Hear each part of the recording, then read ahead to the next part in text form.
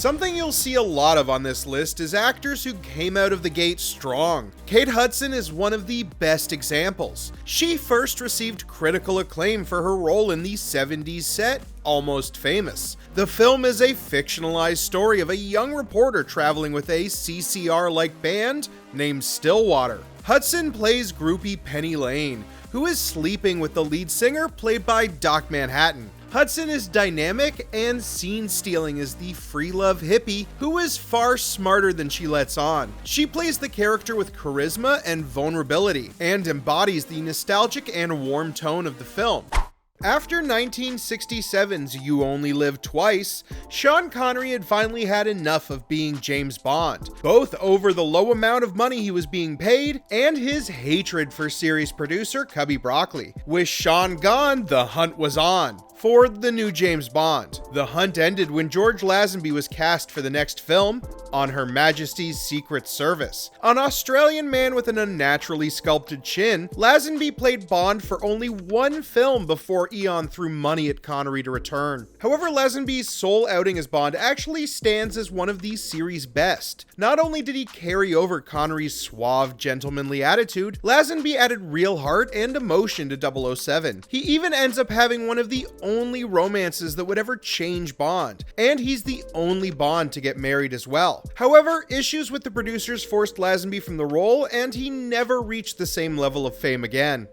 It's a bit of a meme these days to defend the prequel trilogy as secret high art. However, at best, they are deeply flawed films with some very awkward performances. However, don't blame the actors when they have to perform in a green or blue void. Nothing exemplifies this better than Hayden Christensen's performance in the 2003 biopic Shattered Glass. Christensen stars as disgraced New York Times associate editor Stephen Glass. Glass was a story journalist who was exposed to the world as a fraud, fabricating high-profile stories for his own gain. Christensen is electric and gives a nuanced and studied performance as someone sliding into self-destruction. It showed that the young actor was far more capable than Star Wars led us to believe.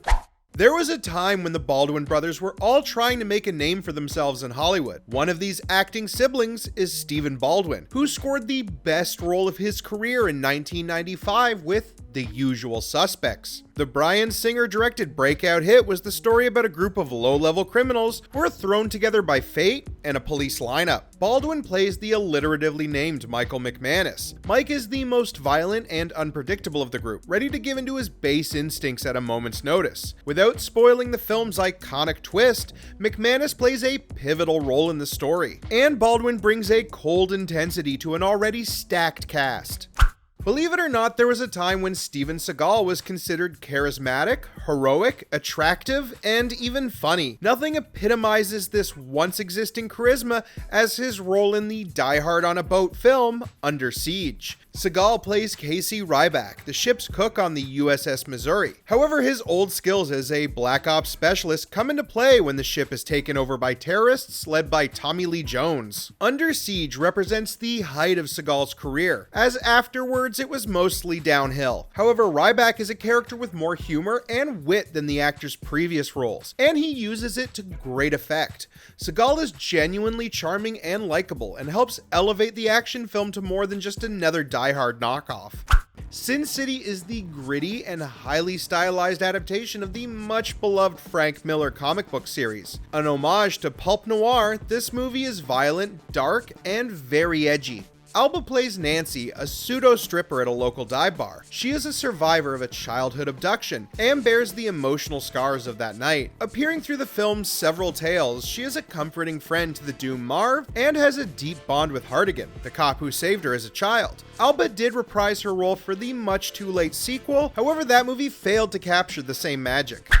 Some actors are indelibly linked to a certain role they played, and no one more so than Paul Hogan. The Australian actor co-wrote and starred in The Tale of a Bushman from Down Under, who finds himself romancing a New York reporter and traveling to America. Part of an Australian craze that swept the US in the mid-80s, Crocodile Dundee was a massive success and has since been homaged and parodied in countless ways. That's not a knife, that's a spoon. All right, you win.